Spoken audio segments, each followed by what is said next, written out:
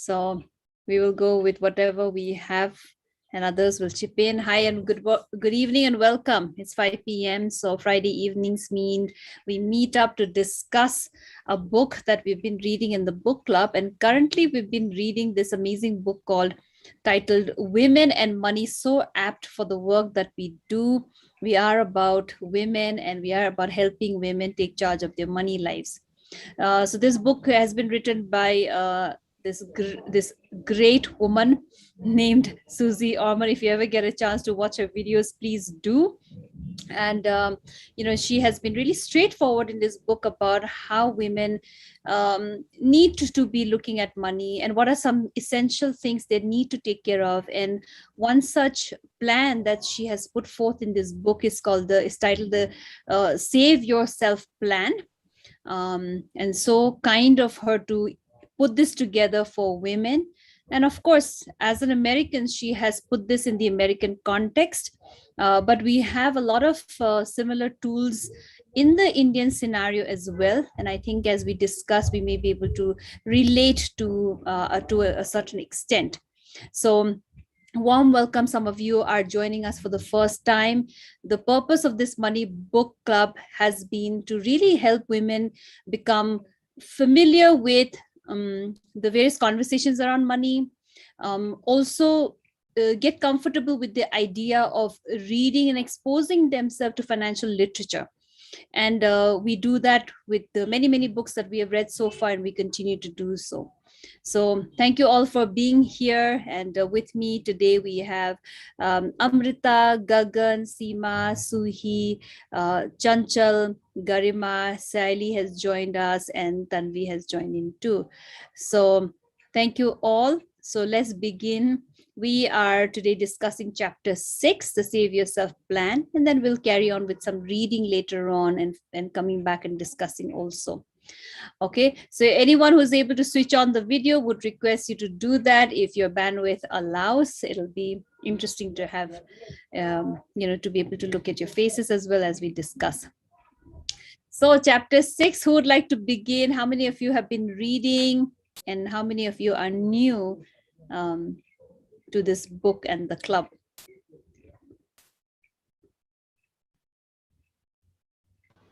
Hey, Sheetal. So I am not switching it on because it's dark, but maybe I'll see my kid is sleeping, so I don't feel like a ghost. But I started reading it. It's too long, Sheetal. I thought that 5 ka 5 din mein ho jayega, but it is quite long a chapter. Some of the things that quite honestly I liked, which I do not do.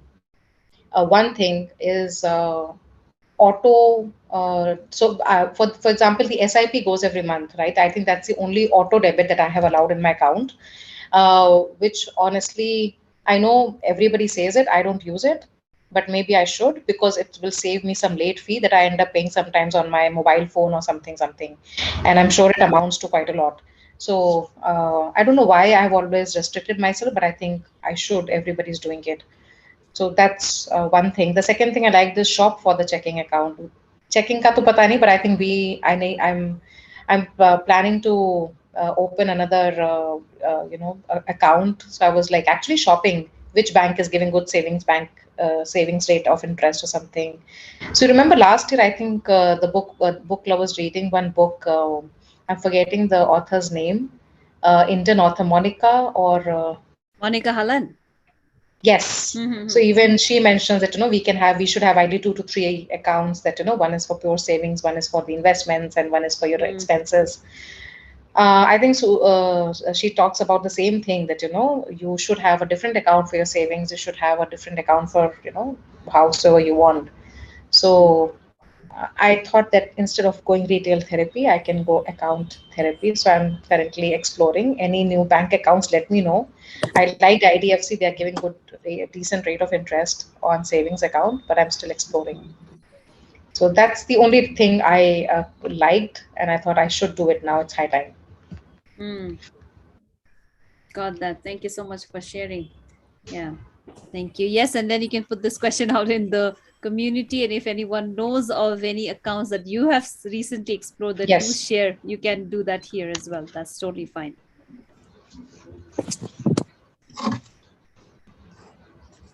Okay. Anyone else would like to add? How has this chapter been? Shital, can you hear me? This is Amrita. Yes, Samrita, go ahead. I am reminded, I missed, I think, the Suhi who spoke earlier, right? I think it's more Monica Helen's book is, I think, explaining almost the same thing. And I have two bank accounts already. Even I'm exploring the third. But I am going for the third because my locker's there. My dad and I used to be co-owners. Co-owners of the locker. But post my dad's passing away, I don't have any account there. So my vested interest is that if I have an account there, at least they'll can let me continue with the locker. That is one of the reasons. And it also explains about savings and current and all that, in her book. So that was one thing. And yes, I've also started doing that. I am using one of my accounts only for spending and one for keeping the money. And I think I remember some conversation, I think Money Gym or 180 Degrees, I don't know, our group, somebody mentioned that the moment she gets her salary, before that she clears her account. So make sure that it's like an affirmation. I have to do that because there's certain amount I've kept it parked because just in case. But yes, that's the intent, that I should have one to the incoming money, one for the outgoing, and one for the standby. So is that going to be an emergency fund? Yes. Okay, got that. Yes, this was an interesting idea. I don't when Ashika shared about Ashika was the one who gave this idea that she sweeps everything out of her account when it's payday, and she has a plan for the new money that comes in. So I did that first time ever this time. So yesterday, I whatever money was there in that account, I cleaned it up and I transferred it onto my investment account. And then I went ahead and bought some investment products. I bought some shares out of that money, which ideally I would have not done. I would have let that sit. And sometimes with the it's not clear as well, right? Okay, what is the budget like? And if I just let it sit, I know I have used money that I could have probably otherwise put towards my investments.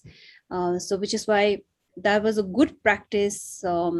Yesterday I did it. I want to repeat it by end of this month as well. Let's see if there's any money that's sitting there.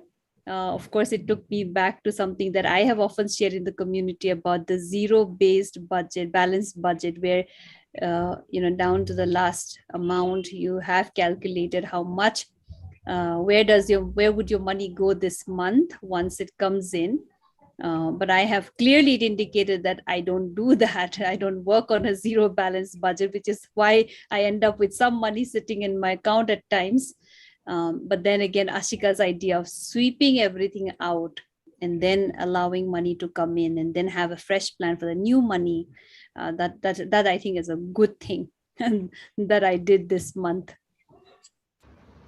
Actually, Sheetal, that was something I did last to last year, 2019, last 4 months till Q1 of 2020. And that was the only way I was able to close one of my credit card balance. So that was my first debt that I closed because whatever was left in the bank on the 30th, I would just blindly go pay to the credit card. And I like the idea that because I was paying minimum and on top of it, jo bhi extra hota hai, 5K, 10K, whatever I'm left with, let's just pay off. It helped me close the CC balance sooner rather than later. So, but yeah, I think it's as long as it's targeted and goal oriented, it helps. Yes. And most of the time, I think we have had challenges with money in the past is because even when we have the money, we are not able to assign goals to the money that we have, and then they just sit there doing that. They're waiting for your instruction because on their own they don't know what the money that's in the account doesn't know what to do, but it's waiting for us to instruct, and we are clueless about okay what instructions to give. Correct. Yeah, True. that's how it had been. Okay, Seema, do you want to share something? I know you've been reading. Yeah, I finished till fifth chapter, Sheetal. So kind of there was a backlog, right?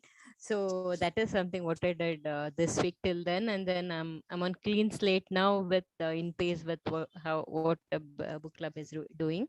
Yeah. One thing is surprisingly, this is what I had planned this since 15. I had not gone to the bank though. I had planned the same thing without reading a book for for day-to-day work. Mine is not the incoming because I'm not working at present. So for day to days or expenses, one account where I'll have a strict budget, and my debit and credit card is also linked to the same bank, whereas for my savings I'll have another bank. And that's it. I wanted to have only two banks because my demat account was also with same bank. And earlier I was working, so I had a salaried bank. What my account, I wanted to close that because again to save the um, amount that I'm spending on the yearly payment of the bank or the debit card amount and things like that. Okay, so surprisingly, this is in line with what I was doing. One, okay, that is one thing. And checking, I think we can just ignore what they say. Talk about checking account, right? It is nothing to do with our Indian accounts. We can deal with savings accounts here, right? So I think what something that opened up for me in the last discussion was we also have two kinds of accounts here. We have a recurring deposit, and then we have a savings account. So one of those is that, at least to my mind, where you get a higher percentage, that's a recurring deposit. I think that's the savings account there. And then checking is the day to day, so something like that, right? So I related to them as what we have as RD and savings account in India. Yeah, in fact, we have Savings something account, called, correct. instead of checking, possibly I'll have to cross check. We have something called current account, that is for the day to day business account. Business, yeah. Right. So it could be Correct. RD becomes where it is purely for the saving purpose. One, two, even for savings also, right? Across India now we have a very minimum. The changes could be very minimal, like point 0.1, point 2, point 3 ranges like that. So not sure if we really have to put an effort of checking who pays the interest higher. I think interest game is, I think, over. Even for RD also, it's very it's not True, competitive. actually. It's not competitive It's at all. no longer. No Yeah. longer. So my take was like, which is closer to me, right? Like now, which is closer to me, even for something, if I have to the way Amrita said, where I have a locker, I'll also have a savings account, and that will be my current account or my day to day, so that my all the rent and everything for the locker, everything gets covered there. The other one is a savings account. And RD is, if at all you want to have it's like a SIP, right? Where you, for a better I don't think if you are getting into stocks and others, RD will ever help, is my take. Short term goals. Yeah, For short term goals, it does. Yeah. Yeah, RD I used to do like Yeah, possibly emergency 10 funds 15 also. years ago kind of thing. So I don't know if it is still yeah, that way. That is one thing. Yeah, one more thing what I wanted to check is, yes, one important point what I noted down is there a way how they talk about, like, we don't want the interest on the savings that we keep there. So is there something they waive off the monthly or the yearly payment that we do to the bank? That's what she has mentioned there, right? So it's like, if I keep say 20-25,000 per monthly expenses, for example sake, right? Then I don't want the interest on that amount at all. So is there something bank can do so that they treat it in a different way, so that I don't get a monthly or year or quarterly what do you say, rent on my account, or what do fees, Yeah, there's a right? Some fees. charges, yeah, fee. That is something what I wanted to talk to the bank and check, because that's what she mentioned. Yes, they don't. In India, they don't have such things, but I I actually just did wanted to. that, Okay. Seema. So I didn't do it for the account, Seema, but it was quite surprising. And I know this is something I think Priyanka, Sheetal, you guys mentioned when we started off. Mm-hmm. I, for example, did not know that I was paying a 599 rupee fee, although it's annual, तो monthly छोटा amount आता है, but for some odd reason I was paying that fee on my debit card because apparently it was a ma'am, this is made for women and you have this benefit, that benefit. And I was like, bhai mujhe, I don't want the benefit, just give me a normal card, don't charge me for it.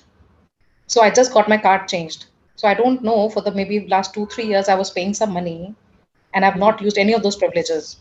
Yeah, they cover uh, insurance. Yes, you are right. They cover insurance. They cover so many other things which are of no use, and then we may not use it at all. And So the then I've expenses. started looking at the bank statement, like you said, to your point. Yeah, Okay, is there any hidden thing that they're debiting without me even probably, making that big a note? It yeah. could be a small amount every month that they debit, or वो बड़ा नहीं होता है, so we don't realize it. But that's something I started last week. There was an So article I once read about the fees, and and there were all these hidden charges that because they are so nominal. So I guess one of the reasons why they mm, don't talk about them. But these text alerts that we get, these also become a part of the services that they Yeah. give. And there are, if we go in down to the nitty gritties of why are you charging, what are you charging, then these will show up. And there was an article which showed all these things as well. Yeah.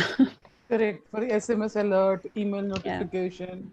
I Yes. remember when I got my Citibank credit card, I wasn't aware that they were charging me a monthly subscription fee.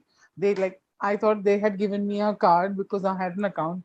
But then, to my horror, I discovered that they were billing me every month. It was my brother who pointed out, like, you don't even use that card and you're paying for it. So then I went back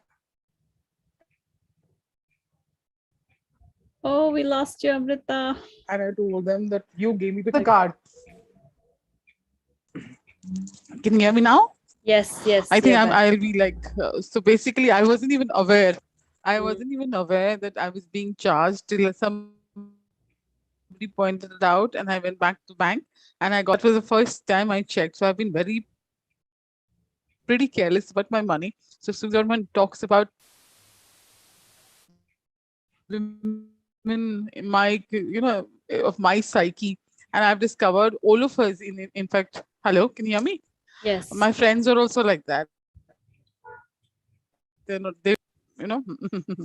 That's all. This is actually, Amrita, yeah, and just to think of it, that all these. you go Go ahead, ahead, go go ahead. ahead. Go ahead, So, Amrita. Oh, there's some network so challenge with basically, I'm Amrita just today. saying that all the subscriptions that we unknowingly pay. Mm. I think most of the people, especially the IT group, they are like, in general, irrespectively, not only women. I think that is how it is. People are little careless with respect to the. That is my observation.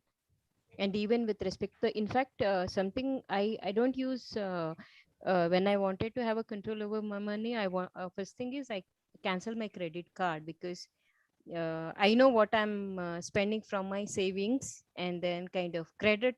I can just swipe it, right? And if I make one delay, and whatever I have saved is like, for a year it's gone. So that way. But one thing is, now we have to also start looking at the credit score build up, right?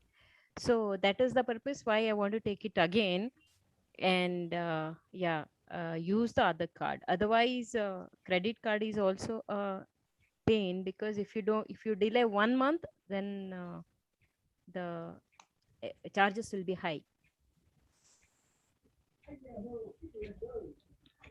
Thank you, Sima. Yeah, one more thing about the credit card is, somebody was saying they want to do the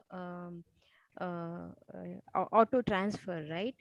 It may not be that good if you do the auto transfer, because each time it is better check it up. They may add previous month's bill, and then there will be added extra interest.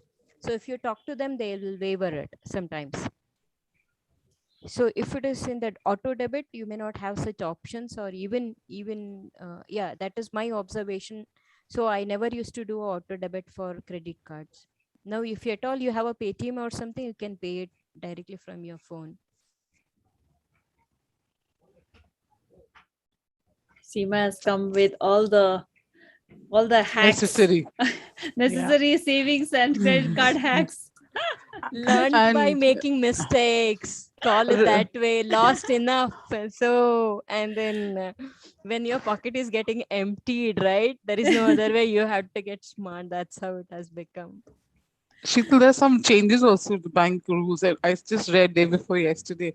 And Delhi government is not going to. I mean, I saw the banking rules, so I was reading it, but it was for Delhi. It won't get auto debited like subscriptions, like you have certain monthly subscriptions. It I think now it's will ask, across, isn't it? yeah. It's not only for Delhi, it's for Yeah, everyone, I Garima, think. but no, actually, I was under the impression it's all India. Suddenly, I saw it was because the last point was pertaining to liquor, that only government this thing. So that's why felt that was only for Delhi. But I noticed now there are new rules. I just got a alert on my phone as well, so I haven't read that. But there is going to be massive changes in the banking rules and Yeah, I think regulations. that's more they are doing for the safety that you will get a alert before the auto debit actually happens so that you can authorize that debit um, wherever you have auto debit, and especially if it's 5,000 plus or something. So I have not read this one. I think I saw the notification, but haven't read the article on it. Okay. What else? How did you feel about did you get to the part where she talks about the bag lady syndrome? no. Okay, so that's the retirement. Now she's beginning to talk about the retirement Wow. fund. And as I was reading that, and I must admit that I have also been really, really slow this week. As I was reading that, it made me think that what about homemakers? You know, what about retirement funds for homemakers? So my mind went there because they don't have an income. Do they ever retire? Is there a retirement fund for them? How much is the retirement fund for them? So these were some questions. Okay. Good thought. But for in general, I get engrossed with my own so many other pending things. Possibly I'm unable to think about others because I get swamped with all the things that either I haven't done or the pending work. In general, none of them will have. Or the other sector is they handle it in cash. They would have a savings because for them, many of them, every monthly they do some kind of a saving. They invest in other things, like buying jewelry, or they do a lot of other things. They are Maybe. at times they are smart. That's one of my observation with many people. um, So when, of course, when I thought of real estate and jewelry. yes, in some parts, but not for me, for my mother, for example, of course, till the time dad was around, he took care of her, right? Even after his retirement.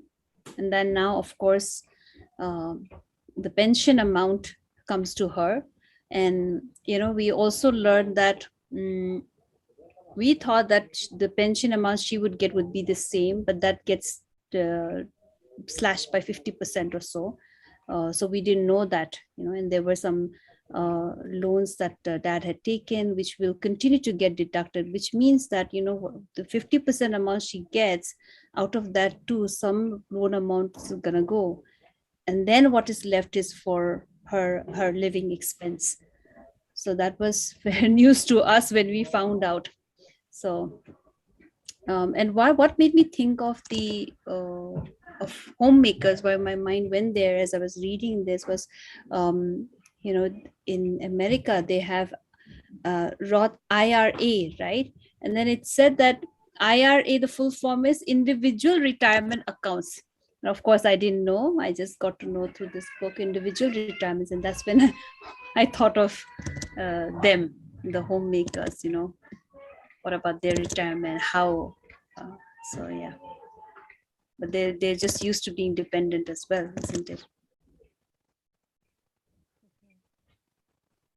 I happened to, on page 77, I happened to see a word, save on autopilot. Okay, so that sounded very interesting to me. This is on the soft copy. Yep, it's there. Like if you have auto debit for Right. making So, payments, we so should save instead, on autopilot. Yeah. yeah, I think that's maybe it's like an RD. RD used to be doing that part. So that may Yeah. be something what. Please bring your mic closer, Siba. Oh, yeah. Yes, thank you. It's just about autopilot that I found it very interesting. It's like RD, right? Where you want to save this much and then put it on autopilot the moment you get money into your account, Yeah. right? So And that may be something very nice.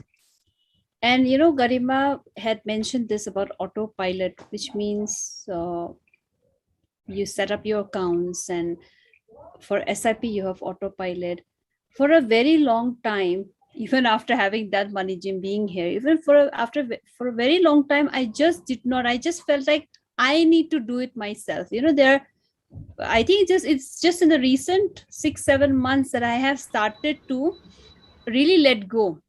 Otherwise, for whatever reason, and I have not spent time trying to discover what it was that held me back, but I had not been doing auto transfers or any kind, whether it's paying rent, or the investments, uh, phone bill.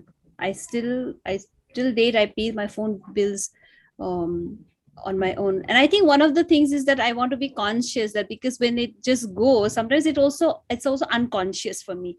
And we want to do the money in, money out. It's not about just money going, but it's about tracking as well.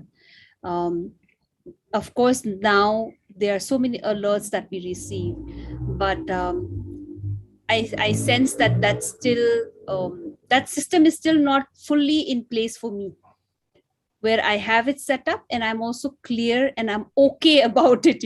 I still like a bit of control for whatever reason. Yeah, what agree with that. I mean, in line with the same thing, what I spoke about credit cards, right? You want to see, then you have a control on it. What I'm talking about is the save on auto. Okay. Yeah, similar thing. Okay, got it. Yeah. Yeah. Yeah. Even RD, I would want to transfer. I just think I want that experience of me doing it. But it takes away the time. And sometimes if you don't do it at the right time, you might forget doing it. And which is why also this saving on autopilot makes sense. Yes. Yeah. So this year onwards, I've started to put some things on autopilot, but I can still see not completely.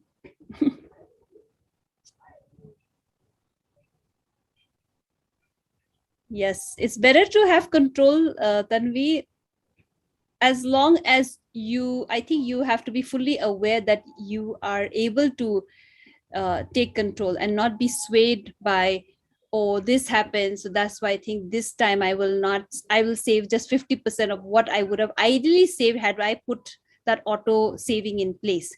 So this is also the problem with not with doing it manually. Sometimes you can get swayed by what's happening in your life, and as a result, so as long as I know, no matter what, I like it because I want to be financially conscious, and I also am aware that I will not let anything influence me.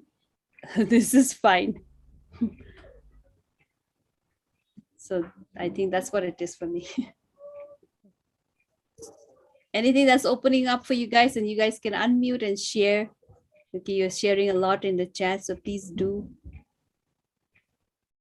And it doesn't have to come from the book. If many of you are new, it can come from your life experience as well.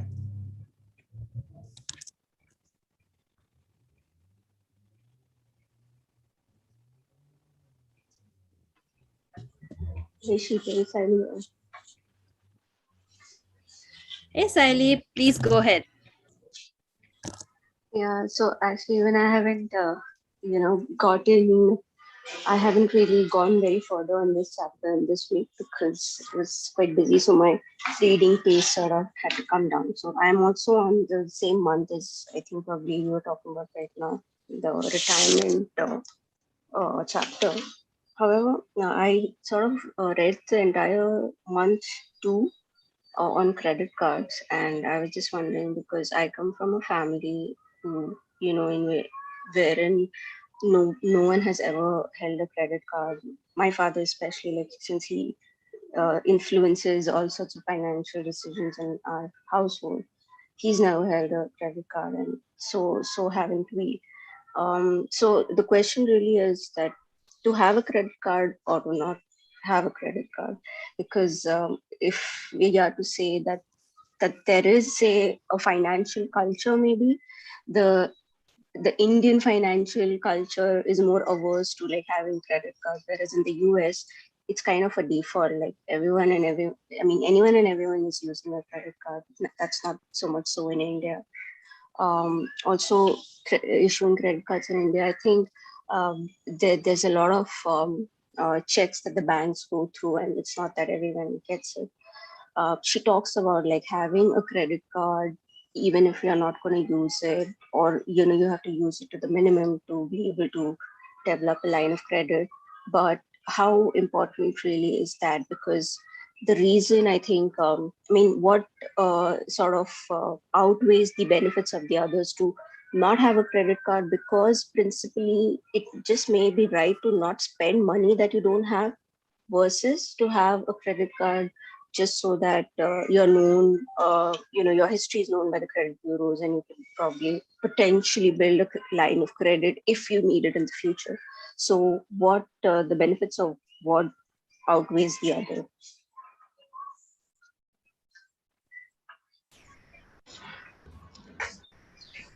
So Sayali made the mistake, done that, been there, done that. I'm telling you first-hand experience, right? So there was a time when it was a very glamorous thing that you have a credit card and oh kiska card, you have Amex or you have XYZ and you get this access, that access. I think that attracts youngsters to get the credit card. But as you mentioned, and I've done those mistakes, right? I've done those mistakes where you put everything on the credit card and you're living your dream life and then you end up with a debt. But after Money Gym, I realized that it can be a good instrument. For example, if you can use it for your emergency case. That's what I did when I closed my debt last year. I've not used it since, only for emergency. So I have like a small FD, which is ready in case I use my credit card in some hospital or somewhere to pay. I know I can pay it back immediately. So you can use it fruitfully, is all I'm saying. If you can, so use it like a debit card, basically. That's what I have learned after making that mistake. So pros and cons are how you want to use it. That's where I leave it. I mean, there's never an end to um, companies calling you for credit card. We can have a million credit cards, but as long as you can pay it back, it's fine. And they give you some of the credit cards are really good. They give you good benefits in the sense, you get some freebies, you get some discounts.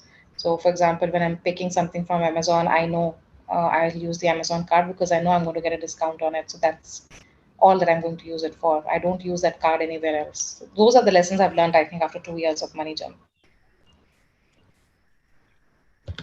Got it. But the question really is it worth it to get a credit card for those particular benefits or the freebies that the banks are offering? Because I think there's still not much understanding or knowledge of how to use a credit card responsibly, unless you take your personal finances and you start really looking into it. But I think you're right. principally, It's a when you're perception, is what I would say. Principally, it's a debt. You are taking a debt. You are getting into a loan. So, in all right, honest terms, we can put it any which ways. I am taking a loan from ICICI Bank to pay for something else. But like I said, I've done that mistake. I've learned from it. And I think uh, as long as I know I can pay it back, I do it. So for me, it is good if I can. So I know pre-COVID, I was traveling a lot. So trust me, the lounge access did help me because when you're in transit, you don't want to sit in a crowded area. At least I knew I had a space for myself. So it really helped me. And I hope to start traveling soon. Or for example, if I'm traveling with my son, I know I'm financially secure, that I have a good bank that has my backing. But I know I cannot splurge beyond X amount, because that's the only thing I can pay back. So I think it's a perception driven thing, Sayali. Some will say good if they are using it smartly. Some will say it's not good if they have, not been able to recover out of it. And there is, and I'm not taking away anything from anyone, but no course can actually go ahead and make you that responsible. That has to come from within as well. So Yes, that's where that's I'll leave it. true. And in fact, I was abroad for a few days, I mean, sort of for some years before returning back to India in the US. And out there, like Sayali mentioned, that is de facto. You have to have a credit score for anything at all. So out there, you absolutely need a credit card. You need to have a credit card. You need to pay your, the money back on time. And so you build a credit score. But in India, also I've noticed that they've started asking for credit scores. So that's important. I second Gagan. Bilkul, yeah. Yes, nowadays, and even you get a good discount for any even home appliance also. If you have a better credit score, you get a better discount, and they don't even use the credit card or I mean, in that way. So it is picking up in India. So better, I mean, use it sparingly. Better, it is better. That's why I'm taking one again. I stopped it, then. Hi all. One more thing. Can I just join in? Hi all. Just wanted to inform Syali, one more thing is that it's a very good thing that beyond the age of 21, they don't give the credit cards. So maybe, we have to be responsible in paying that, since before 21, my sons were not allowed to have a credit card. The bank doesn't issue it because they know they can be a little irresponsibility on paying or some extra expenses which they can do. But I think we know our limit. It is very clearly mentioned that to what extent can you spend on this card. And if we set up a time for ourselves, like every 15th or every 16th, your statement comes and you have to pay it, I think it's a plus anytime. There is no harm in it, since you know that this is the time you have to pay. You know the limit, that you cannot go beyond this limit. So that works like, it's like a morning alarm. If you just set it on your whatever system you want to, that, yeah, at this date you have to pay, it works beautifully. It gives you a good credit. You don't have to carry a wallet every time. You can just take a card, just keep it in your pocket and walk around, and just go and pay it. Sometimes it's very handy. It is always a plus because it is always issued to us. And I think we're responsible enough to understand that we are not going to go beyond this. And we know the dates when we have to pay. Just fix up a date. And this is the date I have to pay all my cards. Or, it is just like a payment of electricity bill or a telephone bill. So it's just like a card, right? Also, as something as basic as a big basket, also, good 15-20% discount if you have an HSBC card or this card. So it is amazing. It adds up to save. You get, you won't believe it. You get almost, I've got around 1,000 rupees to 1,200 cashback on Amazon. Which is added to my Amazon wallet. I use the ICICI Amazon card, and whatever I purchase from Amazon is through that card. And as it is, you're going to the market also, you're giving them cash and buying those things. So you just use that and you get a huge amount of cash back, which you can use it in your Amazon wallet. So apart from the positive things, I mean, I don't think so there's anything negative about it. Yes, you have to be responsible to give the payments. You have to pay them on time. That's right. And our parents, my dad was in the army, I mean, in the Navy. So our parents are not used to that. They are used to cash. For them, credit card it's not a good word. So that is the perception they had. But in today's time and age, one is important. One credit card, at least, a good one that you pay back in time, is important. And you have the OTP system in place. I mean, nobody can misuse it, till you get the OTP on your phone, even your kids cannot use it till you give them the OTP on the transaction. So it works good. At least I am of that. I am carrying 4-5 credit cards, and I know I've got a separate sheet of my, Excel sheet where I make it a point that I have to pay these cards on these dates. So it works pretty well, whichever account is giving you discount, you just go for that card and just grab it. Why not? Yeah. Why to leave that money if they're giving? The companies are giving you. So let's just make use of it, right? Got it.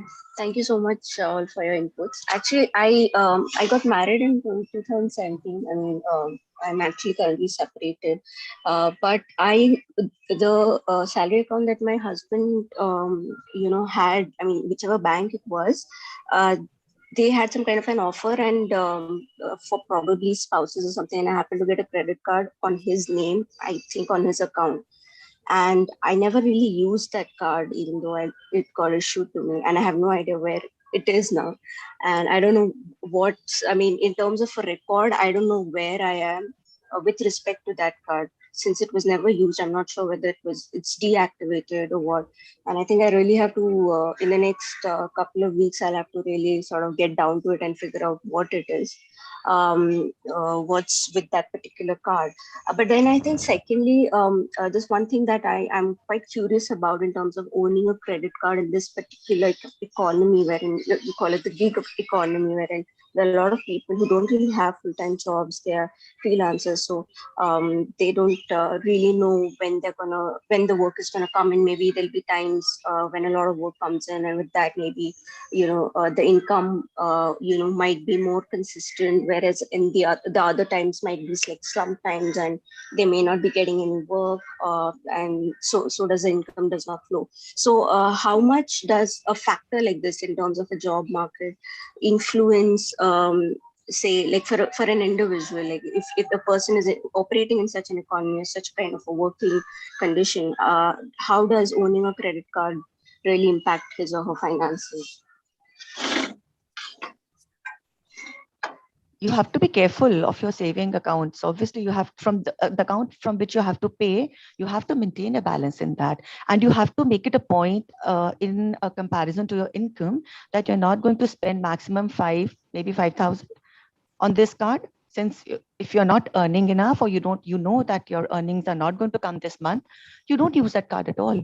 You have to be you have to be a little careful with the usage, definitely. I mean, it's not this that if I know that if my regular income is not there and I go and buy a mobile phone with that credit card, which is going to cost me around 65,000, HDFC gives a good discount on the credit card if I buy an iPhone from that card. But that won't make sense if I know that I don't have a regular income and my bank balance is low.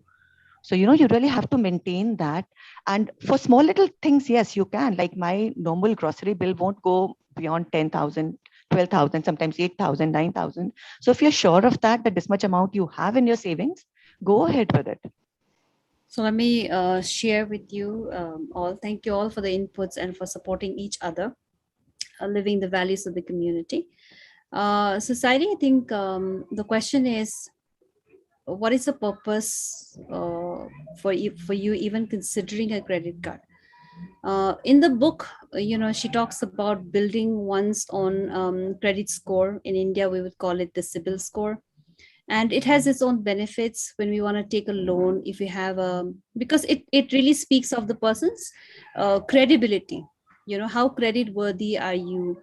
And have you built your credibility enough for the other institutions to see that, yes, if Sally needs a loan, then she has a good credit history and she's going to pay back on time. That's basically what CIBIL score and credit scores are all about, right? So are you in the future looking at taking a certain loan, and when we have a good CIBIL score, then we get better rates? This is how it influences. Okay, so you should really look at, why are you so strongly considering a credit card? Is it for the simple fact that you want your CIBIL score? Okay. Of course, the other thing is to look at when it comes to the benefits, but primarily, even in the book, she's talked about, as a woman, you need to have some credit history, is what she emphasizes on, and hence the whole conversation on credit card. Another thing you could explore is, if it is simply about CIBIL score, are there other ways? If one does not have a credit card, and let's say you don't want to even get into it, are there other ways? Because these days, for example, our Aadhaar is linked to so many things. Everything requires an Aadhaar, So are there other ways you can create your credibility. So these are things you could explore, and if anybody finds any links that we can all read and benefit from, please feel free to share in the book club and in your own groups that you are a part of currently in the program. Okay, so I hope that this also adds to the discussion. And now I would like to, you're welcome. Now let's do some reading. Some of you are here for the first time, and I think it'll be a great experience for you to read the book together. And if we have the time to further discuss, we will. Okay, so should we read chapter 7, or do you guys want to maybe read Save Yourself Plan, since many of us have not read it? So please choose while I pull up the book. And also, if some of you could volunteer to read the book for the community, I will share the book on the screen. Let's see, what does chapter 7 really cover?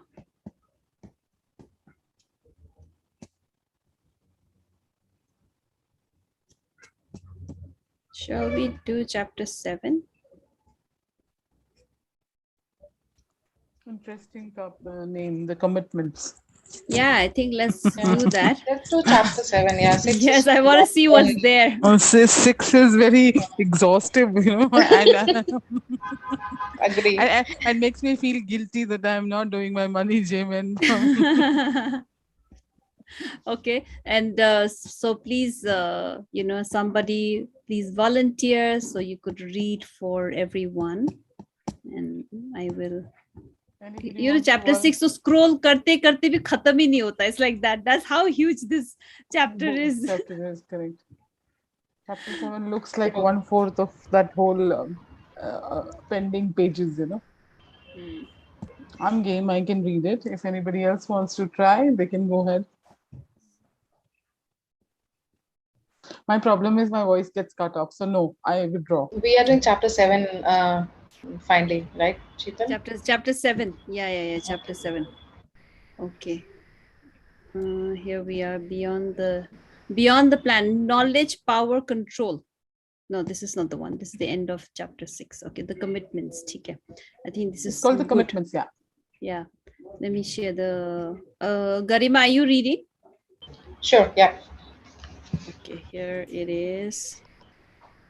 The commitments. Is this view okay for you? This is very good view. Yeah, this is not so very good. Thank you. Thanks. The primary goal of this book is to heal the relationship you have with money, which has been a focus until now. But you don't exist in this world alone with your money. You are at the center of a web of relationships, and navigating them can be very complicated, especially when money is involved. The vast majority of women who call into my television show have problems not with money per se, but with the relationships. The money problem is usually a symptom or a consequence of the relationship problem. In previous chapters, we talked about how women equate giving with a show of love. So when we love a person or a cause so much, our nurturing soul directs us to give and give. We give money, even if it means digging into home equity lines of credit, ringing up for more debts on the credit card, or co-signing loans. We say yes to whatever is asked from us, rather than stopping to assess the impact it will have on our lives emotionally and financially. We tend to let others set the agenda for us. They tell us what they need, and we put their needs front and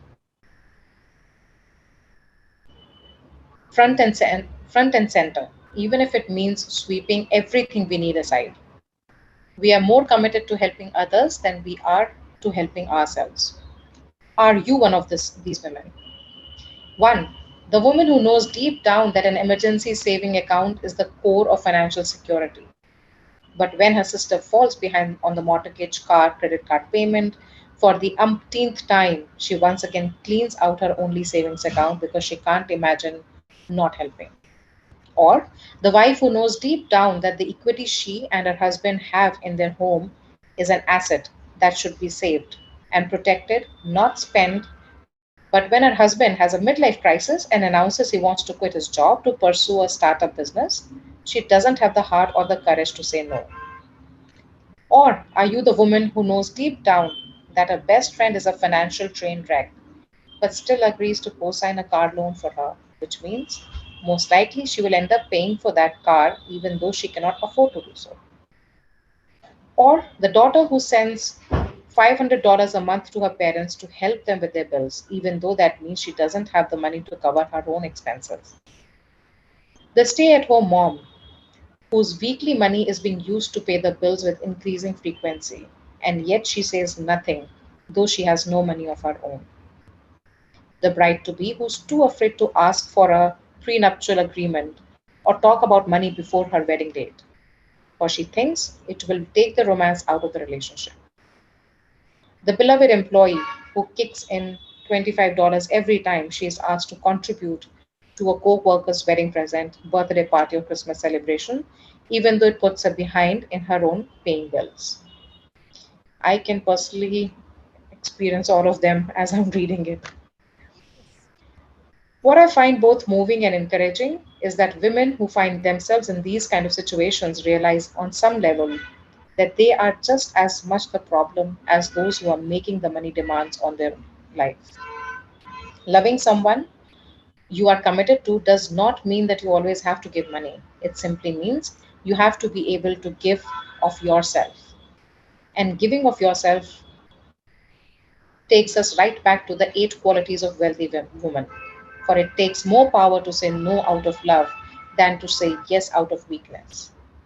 I want you to consider this concept for another moment because it is a big one. It takes more power to say no out of love than to say yes out of weakness. This notion is at the heart, is the very heart of establishing a healthy relationship with your money. Be as committed to yourself as you are to others. As straightforward and logical as it may seem to talk to those who love from a place of power and honesty, in reality it is probably one of the hardest things you will ever have to do. Saying no to someone you love is difficult. It is easier to make a mess of our finances by saying a yes all the time than to live with the fear of what the world what the word no will do to our relationships. But as every woman who has fallen into this habit will tell you in hindsight, making money decisions in the hope of saving a relationship always backfires. This is why we go right back to the mainstay of keeping you in a healthy relationship with your money. Are you doing what is easy or are you doing what is right?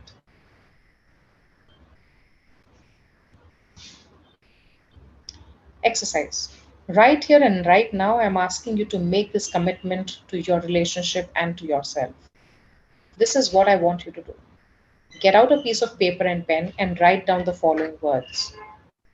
From this moment on, when it comes to my money and my relationships, I promise I always to do what is right rather than what is easy. Sign it and date it. Tape it where you will always see it, whether that's your mirror, computer, dashboard, or all of them, or stash it in your wallet. Before making any moves with your money, your own money, or money that you share with someone, I want you to ask yourself, am I doing this because it's the right thing to do or because it is easy? It's easy to tell your boyfriend you will lend him money that you don't have. It is easy to tell your parents to continue to get into financial trouble. It's easy to avoid the topic of a will or trust with your husband because he's afraid of his own mortality. It is easy to take your kids to the mall and buy them another $150 pair of jeans. But doing what is easy is not how you build a healthy relationship with people or with money. Where are you in your relationship? You and your new honey. I want to start with the dating scenario. You meet a great person, things are heading into serious territory, and you're thinking of moving in together. No matter if you're 22 or about to share a studio apartment, or 42 and about to share the beautiful home that you own outright. You must talk You must talk money before anyone moves anywhere. How will you split the rent, or the mortgage payment, or the grocery bill? What if he or she makes 3 times what you do? Those are important questions. Yet, having the money talk is always the last thing women want to do. And that invariably causes relationship problems down the line. Talk now, and I guarantee you will build a stronger relationship. I know your biggest concern is how will you split the closet space? But what should really be on top of your list is how will you split the bills? Too often I hear couples who move in together and then discover they had completely different assumptions about how they would share the finances. Assuming is not the way to go.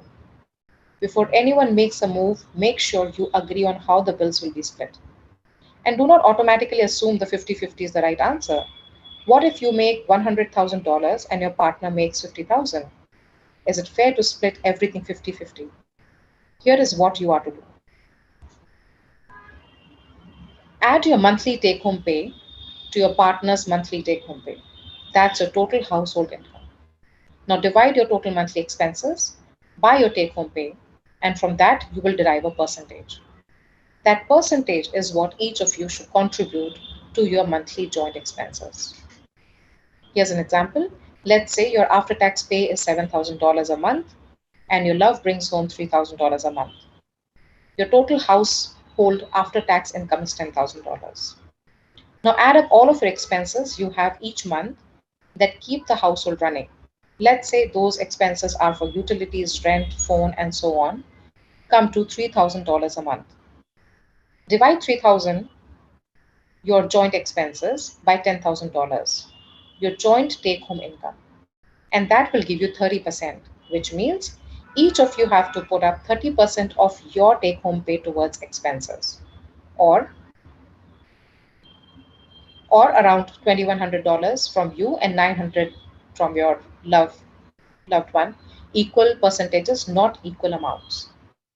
Set up a joint checking account to pay for household bills. Yes, keep your own checking account, but set up one together. This is a great testing ground for your money habits. You know from the first month of the Save Yourself plan that I want you to sit and pay the bills together. That means that 1 week before your appointed bill paying, both of you are to have deposited your share of monthly expense into that account. There are to be no slip ups and no excuses. As far as I'm concerned, this is a litmus test to see how financially responsible your love interest is, and for your love interest to gauge the same about you. Share your FICO scores. I have to tell you, this is the quickest and most revealing window into the financial makeup of your life partner to be. I know this isn't going to win me many romance awards, but firmly I believe that any person who is financially irresponsible is more likely to be emotionally irresponsible in a relationship. For that matter, if you are the one with a messy credit history, you owe it to your potential life partner to come clean. Now, if you or your life partner has a low FICO score, the relationship isn't doomed. I am in no way saying that FICO score below 750 is the new relationship litmus test. The point is, you must both be honest and open about your financial situation. Ultimately, you should support each other in terms of stepping forward and fixing whatever mistakes you have made in the past. Lasting love and commitment is dependent on how we get through the messy stuff in life. But when the mess is so deep and ingrained, you also need to have the courage to exit a relationship. Not because it will financially drain you, but because it is so emotionally costly.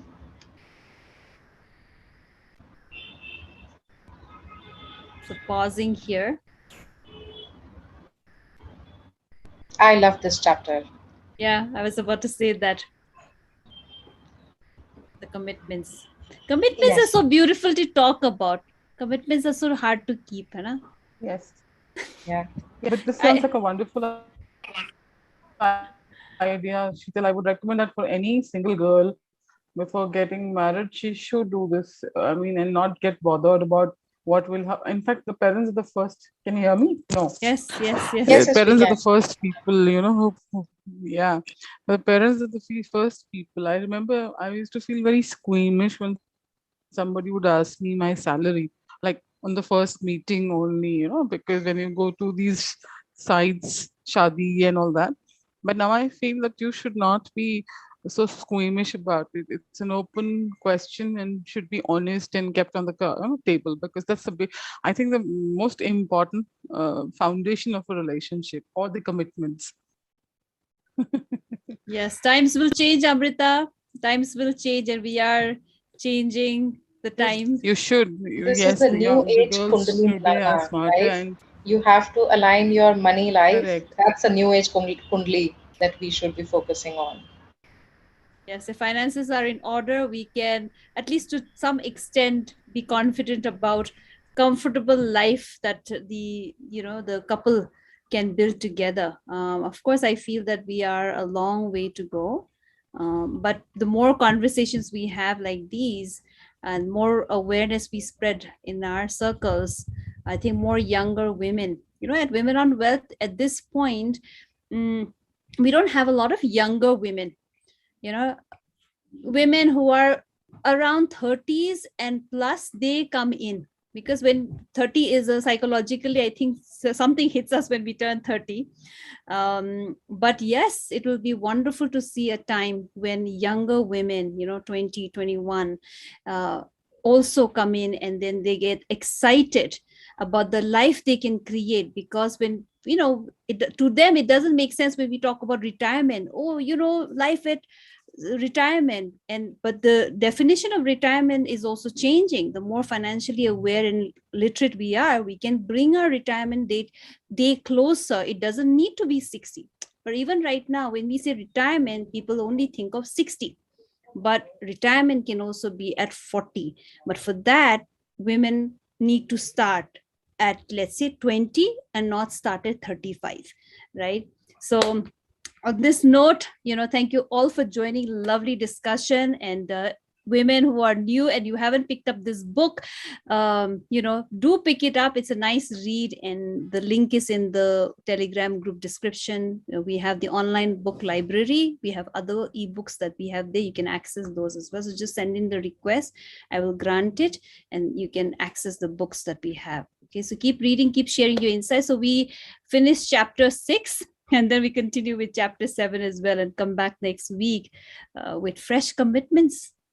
Sheetal, this book is Money and Women, right? Like you wrote Women by and Sue Zorman. Okay. Yes, women and money. It's also in the library. Okay. So yeah, great. Thank you so much. It is 6:02, 6:03 now. Have a lovely weekend. Have a rocking weekend. And see you all. Keep coming. Keep learning. Okay. Bye. Yep, take care, everyone. Thank you.